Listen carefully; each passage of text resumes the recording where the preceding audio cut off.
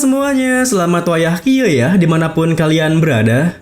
Kembali lagi bersama Mamang dan di video kali ini kita bakal lanjutin manhwa Legenda Iblis Kekacauan. Kita masuk di part 9. Di awal video ini, di tengah keterkejutan sekaligus kebingungan yang dirasakannya karena tiba-tiba saja menjadi familiar milik Jeong, Rosi Merah yang merasa tak terima pun langsung menerjang dan mencekik Jeong. Namun belum sempat ia bertanya pada Jeong, tiba-tiba saja ia merasakan lehernya tercekik juga, yang buatnya langsung melepaskan cekikannya pada Jeong. Melihat hal itu, bersamaan dengan roh si merah yang kembali menjauh sembari menggerutu, Jeong merasa jika familiar juga merasakan rasa sakit yang sama dengan master mereka. Hal itu pun membuat Jeong penasaran bagaimana dengan Demon Nikmong. Apa ia juga terikat oleh hal tersebut? Sementara itu, Demon Nikmong sendiri yang tengah berjaga di sekitar Go-chan yang tundutan terlihat begitu menyedihkan dengan air mata yang mengalir di kedua matanya. Kemudian, Jeong pun mendekati Rosi Merah yang sedang kesal sembari mengatakan, sepertinya mereka akan terus bersama mulai sekarang. Bagaimana jika mereka saling berkenalan lebih dahulu? Di sini, Jeong memperkenalkan dirinya sebagai Mok Gyungwon. Jadi kita anggap Jeong membuang identitas lamanya dan mencoba hidup sebagai Mok Gyungwon sekarang. Dan kedepannya, memang bakal manggil dia Gyungwon aja ya. Namun, meski Gyungwon telah memperkenalkan dirinya, bahkan bertanya bagaimana ia harus memanggilnya, Rosi Merah tetap diam tak menjawab. Yang membuat Gyungwon mengatakan, jika Rosi Merah tak mau bilang, maka ia akan memanggilnya sanak jidatnya. Melihat Rosi Merah yang tak meresponnya sama sekali, Gyungwon pun mencoba menggodanya dengan memanggilnya monyet merah. Seketika itu juga Rosi Merah berbalik meneriakinya. Apa Gyungwon merasa sudah gila? Beraninya Gyungwon mengejek dirinya. Mendengar teriakannya, Gyungwon pun tertawa. Ia rasa Rosi Merah tak menyukai nama itu. Karenanya, Gyungwon kembali mengatakan, jika Rosi Merah tak mau dipanggil itu, ia tinggal bilang siapa namanya. Tentu saja, tak semudah itu membujuk seorang wanita. Rosi Merah kembali membuang muka padanya. Ia tak akan memberitahuan namanya pada seorang manusia bodoh sepertinya. Sikapnya yang seperti itu pun yang begitu menyebalkan membuat Gyungwon tak punya pilihan lain di mana ia akan memanggilnya senak jidatnya saja. Karena Rosi Merah adalah Azure Spirit, Gyungwon pun yang berpikiran simpel memutuskan untuk memanggil Rosi Merah itu dengan sebutan Azure Spirit. Kali ini, respon Azure Spirit tak seheboh sebelumnya. Ketika disebut sebagai monyet merah, Azure Spirit sendiri lebih kalem meskipun tetap menyebalkan. Melihat sikapnya yang seperti itu, Gyungwon pun merasa jika ego Azure Spirit lebih tinggi, ia tak bisa menghajarnya atau membuat dia menyerah. Itu juga merupakan hal yang wajar, mengingat apa yang terjadi sejauh ini, yang membuat Gyungwon harus mengubah pendekatannya, di mana ia akan membuatnya patuh dengan perlahan. Kemudian, perhatian Gyungwon tertuju pada buku yang disampul dengan kulit manusia. Sembari memungut bukunya, Gyungwon bertanya, apa Azure Spirit tahu apa isinya? Tentu saja, Azure Spirit yang masih ngambek dan belum menerima nama barunya, malah balik bertanya, siapa Azure Spirit? Dia tanya aku sibuk. Melihat sikap juteknya, Gyungwon pun mau tak mau menjatuhnya sendiri dengan membuka bukunya langsung. Baru saja ia membuka bukunya, Gyungwon seketika tersenyum karena tak bisa menyembunyikan ketertarikannya ketika melihat tulisan kertasnya yang ditulis dengan darah manusia. Bagaimana mungkin tidak menarik? Sampul bukunya kulit manusia dan darah manusia sebagai tinta tulisannya. Meski begitu, Gyungwon mulai merasa kebingungan. Semua karakternya seperti tak memiliki arti satu sama lain, yang membuatnya tak bisa memahami arti dari kata-kata di buku itu. Di tengah kebingungannya, Gyungwon menyadari jika Azure Spirit tengah melihat dan memperhatikan dirinya. Tingkahnya itu pun membuat Gyungwon mengerti. Sepertinya dalam waktu dekat, Azure Spirit tak mau memberitahukannya kepadanya. Dengan begitu, Gyungwon kembali bolak-balik melembar bukunya dan mulai mengucapkan kata per kata yang ia bisa baca. Tanpa keputusasaan, bergantunglah pada jiwa dalam bentuk lain. Sebelum kehampaan, jiwa pasti memiliki bentuk. Apa yang sudah ada, mungkin tidak ada. Iblis selalu menghalangi kebaikan, namun darah tertinggi punya kekuatan untuk mengembalikan semuanya. Mendengar kata per kata yang disebutkan oleh Gyungwon, Ajur Sword yang tadinya cuek dan jutek sontak berbalik menatapnya dengan wajah terkejut. Ditambah lagi, aliran udara di sana mulai terasa aneh ketika Gyungwon mengucapkan semua kata itu. Dan ketika Gyungwon selesai menyebutkan kata per kata tersebut, tiba-tiba saja tangan kirinya menempel begitu erat dengan sampul bukunya. Kemudian, di tengah kebingungan Gyungwon yang tak menemukan lanjutan katanya, Ajur Spirit berteriak terkejut. Tidak mungkin, bagaimana bisa Gyungwon melakukannya? Gyungwon yang tak mengerti maksudnya seketika balik bertanya, "Lakukan apa? Apa ada hubungannya dengan buku yang tiba-tiba mengamuk ini?" Namun, tepat setelah Gyungwon mengatakan itu, tiba-tiba saja Gyungwon merasakan sesak di dadanya yang langsung berefek pada tubuh Ajur Spirit. Seketika itu juga Ajur Spirit berteriak menyuruh Gyungwon untuk jangan bernapas, lalu mengosongkan pikirannya dan jangan pikirkan apapun. Mendengar teriakannya, Gyungwon pun mengerti jika dirinya dalam bahaya. Langsung menuruti perkataannya, di mana ia menahan napasnya dan menenangkan dirinya. Sepersekian detik kemudian, sampul buku yang menempel pada jari tangannya pun terlepas, membuat bukunya jatuh ke lantai. Melihat hal itu, Ajur Spirit yang tidak menduga jika Gyungwon sudah membatalkan ritual pengangkatan secepat itu, tentu saja terkejut. Bagaimana mungkin seorang manusia yang belum menguasai bela diri melakukan hal itu? Namun Ajur Spirit segera menyampingkan pertanyaannya karena fakta bahwa Gyungwon melakukan ritual itu sendiri sudah tidak masuk akal baginya. Saat itu, Ajur Spirit merasa ia telah menyaksikan sebuah hal yang belum pernah ia lihat semenjak kematiannya. Saat kemudian, suasananya pun normal kembali, di mana Gyungwon bisa bernapas lega sembari bertanya. Ia kira ia akan mati kehabisan napas. Apa yang berurusan itu? Ajur Spirit menjelaskan, semua itu terjadi karena Gyungwon tak bisa mengendalikan ritual pengikatan dengan benar. Pernapasannya salah. Mendengar penjelasannya, Gyungwon pun tersenyum mengatakan, "Sekarang, kau mau bicara, ha?"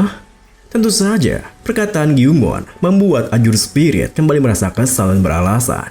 Ia cuma tak mau ia kenapa-napa karena kebodohan yang Gyungwon lakukan. Gyungwon yang merasa lucu pun mengiyakannya. Jadi, apa itu ritual pengikatan? Dengan tingkah kesalnya, Ajur Spirit menjelaskan, seperti namanya, kamu mengikat sesuatu dan dia terikat denganmu. Kamu memanipulasi sifat dasar dan sesuatu sesuai keinginanmu sendiri. Mendengar hal itu, Gyungwon bertanya, "Mengikat? Lalu kenapa tubuhnya rasanya bertautan?" Ajur Spirit melanjutkan, "Itu karena Gyungwon tak mengikat apa-apa. Apa yang tadi Gyungwon lakukan adalah mencoba mengikat energi yang ada dari dalam buku itu, sementara Gyungwon sendiri masih belum jelas. Jadi wajar saja aliran energi dalam tubuhnya jadi berantakan." Mendengar hal itu, Gyungwon pun terdiam, mencoba memahami semua penjelasannya. Namun, saat Gyungwon terdiam, Ajur Spirit melirik ke arah mayat Cho Il-sang, lalu menyuruh Gyungwon untuk mencoba kembali dengan menggunakan mayatnya. Mendengar hal itu, Gyungwon pun membawa mayat Cho Il-sang mendekat sembari bertanya, "Apa benar ini?" Ajur Spirit menjelaskan, "Benar, sentuh di pusat ki-nya. Tapi ki-nya mungkin sudah menyebar karena orang itu sudah mati." Namun, karena Gyungwon tidak mengetahui apapun yang berhubungan dengan seni bela diri, Ajur Spirit harus menjelaskan dengan rinci, seperti menunjukkan letak titik pusat ki di tubuh. Saat kemudian, setelah menunjukkan titik pusat ki-nya, Ajur Spirit menyuruh Gyungwon untuk mencoba menggunakan mantra yang tadi lagi. Kini, Gyungwon pun mencoba menutup matanya dan mulai membaca mantranya kembali. Kemudian, bersamaan dengan mantranya yang sudah selesai, Gyungwon pun bisa merasakan sensasi aneh di tangannya. Semacam merasa hangat mengalir lewat nadi Cho Il-sang ke dalam telapak tangan miliknya dan bersirkulasi dalam dirinya. Melihat hal itu, Ajur Spirit pun tersenyum mengatakan, "Mengikat apapun dan membuatnya terikat, contohnya mengikat ki, apa Gyungwon bisa merasakannya?" Begitulah prinsip dan ritual pengikatan. Kini, Gyungwon bisa merasakan ada rasa hangat yang masuk ke perutnya, yang buatnya segera tersadar jika itu adalah ki. Seperti yang Go-chan katakan sebelumnya, sangat lama waktu yang dibutuhkan untuk mengumpulkan ki. Tetapi saat itu, Gyungwon berpikir, bukankah itu artinya ia bisa mengumpulkan ki lebih cepat dengan menyerap ki orang lain? Dengan kata lain, ia bisa menjadi lebih kuat dengan lebih cepat. Namun, di saat Gyungwon tengah memikirkan hal itu, tiba-tiba saja ia dibuat kebingungan karena energi yang ia rasakan menyebar begitu saja. Melihat wajah kebingungannya, Ajur Spirit mengatakan, begitulah sifat alami dari Ki adalah menyebar. Jadi normalnya, seseorang akan memukulkan Ki melalui berbagai macam teknik pernapasan. Dengan begitu, seseorang bisa memulkan Ki di pusat Ki tanpa membuatnya tersebar. Dan saat Ki terkumpul, dia akan mulai memperlihatkan karakteristik tertentu yang membuatnya tak bisa tercampur dengan bentuk energi yang lain. Simpelnya, mustahil mengumpulkan energi melalui ritual pengikatan. Mendengar hal itu, Gyungwon pun menyayangkan karena ia kira ia bisa memulkan Ki dengan cepat. Ajur Spirit melanjutkan, apa Gyungwon kira itu mudah untuk jadi seorang master bela diri? Meski begitu, jangan khawatir. Itu saja sudah cukup untuk pengikatan. Tentu saja, perkataan Ajur Spirit membuat Gyungwon kebingungan. Sembari menyesap pipa tembakaunya, Ajur Spirit berpikir, ritual yang pertama, ritual pengikatan, hanyalah langkah dasar dari 8 ritual Taouk Destruction. Gambarkan dan ikat. Namun, menguasai satu ritual saja bisa menciptakan probabilitas. Penggunaan prinsipnya yang tak terbatas. Dengan pikiran seperti itu, Ajur Spirit mengatakan, pada akhirnya, Ki adalah Ki. Meski dia akan tersebar secara langsung saat sudah keluar, cobalah untuk memfokuskan Ki yang ia dapat di telapak tangannya lewat sirkulasi Ki. Dengan wajah polosnya, Gyungwon bertanya, sirkulasi Ki itu apa? Ajur Spirit pun menghela napasnya menjelaskan, apa boleh buat? Coba saja bayangkan dalam pikirannya. Sirkulasi Ki dan membaca mantra itu sama-sama berada dalam pikirannya. Jika Gyungwon bisa membaca dan menggunakan mantra itu, Gyungwon juga bisa mensirkulasikan Ki-nya juga. Namun, meskipun Ajur Spirit menjelaskan hal itu, ia rasa seharusnya itu adalah mustahil. Mustahil bagi seorang pemula untuk mensirkulasikan Ki-nya tanpa belajar teknik sirkulasi. Memang disayangkan dengan bakatnya yang seperti itu. Tapi sepertinya Gyungwon harus menunggu di lain waktu. Namun, perasaan Ajur Spirit seketika tergoyahkan ketika melihat Gyungwon yang tiba-tiba saja bisa mensirkulasikan Ki miliknya, bahkan langsung mencoba menggunakannya dengan menghantam tiang di depannya. Seketika itu juga, tak hanya retak, tiangnya pun langsung hancur, bahkan berefek pada dinding lurusan tiangnya. Ajur Spirit sendiri tak habis pikir, seorang pemula yang tak menguasai martial art apapun bisa melakukan resirkulasi Ki tanpa teknik apapun. Bahkan ia bertanya-tanya, siapa sebenarnya Gyungwon ini? Seumur hidupnya, ia sudah melihat banyak orang-orang berbakat, tapi belum pernah ia melihat seseorang dengan intuisi yang luar biasa seperti ini. Sebenarnya, dari mana bocah di depannya ini berasal? Gyungwon sendiri kini menjadi sesuatu yang membuatnya mengatakan, pantas saja banyak orang tergila-gila dan mengejar martial art selama ini. Ia bisa membunuh orang dengan mudah jika dirinya menguasai itu. Mendengar hal itu, seketika itu juga Ajur Spirit tambah keheranan.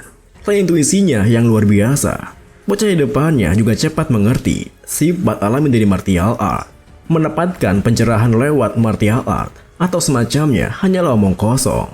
Sifat alami dari martial art adalah seberapa efisien kau bisa membunuh orang lain. Kemudian Gyungwon bertanya, jadi apa ritual kedua dari ritual atau destruction? Mendengar perkataannya, awalnya Ajur Spirit yang terlihat kesenangan akan menjelaskannya. Namun tiba-tiba saja ia menghentikan kalimatnya dan langsung kembali misuh-misuh. Hampir saja ia akan dimanfaatkan oleh manusia ini. Apa Gyungwon pikir ia akan mengatakannya begitu saja? Saat itu, Ajur Spirit menyadari jika ia keceplosan terlalu banyak setelah Gyungwon melakukan semua hal yang ia katakan. Sekarang ia tahu kenapa para pak tua itu selalu bicara tentang murid-murid. Melihat sikap yang seperti itu, Gyungwon pun mencoba kembali membujuknya. Namun Ajur Spirit tak selangkah sebelumnya, yang membuat Gyungwon menyayangkan karena sampai di situ saja keceplosan Ajur Spirit. Meskipun ia masih punya beberapa pertanyaan padanya, Gyungwon penasaran. Ajur Spirit itu tadi mengatakan kalau sifat alami dari Ki adalah menyebar. Jadi apa sebenarnya energi yang dingin ini? Rasa penasarannya itu membuat Gyungwon berpikir, haruskah ia bertanya pada Ajur Spirit? Namun Gyungwon memilih mengurungkan niatnya karena ia rasa Ajur Spirit tak akan mau menjawabnya. dan akan lebih menyenangkan jika ia mencari sendiri. Dengan begitu, Gyungwon pun mengajak Ajur Spirit untuk meninggalkan tempat itu. Di sisi lain, di tengah gelapnya malam, seorang warrior suruhan Nyonya Seok yang bernama Ho Aeng kini telah tiba di depan pavilion roh jahat. Setelah terdiam sebentar memperhatikan bangunan pavilionnya, Ho Aeng pun membuka pintu masuknya, lalu berjalan ke tengah ruangannya, di mana begitu banyak patahan kayu yang terlihat begitu mengerikan. Kini, langkah Ho Aeng terhenti di depan patahan kayu yang begitu besar, yang mana ada sebuah lilin yang menyala. Ho Aeng pun menenangkan dirinya, lalu mengatakan, "Seperti yang kalian tahu dari surat sebelumnya, Taoist Master dari pavilion kalian, Myosin, telah mati. Dia dibunuh oleh Tuan Muda ketiga Moxford Manor. Ini kompensasi dari Nyonya Seok, 300 koin perak. Dan jika kalian menerima permintaan kami akan memberikan 400 koin. Kami ingin kalian membunuh Tuan Muda ketiga. Apa kalian menerimanya?"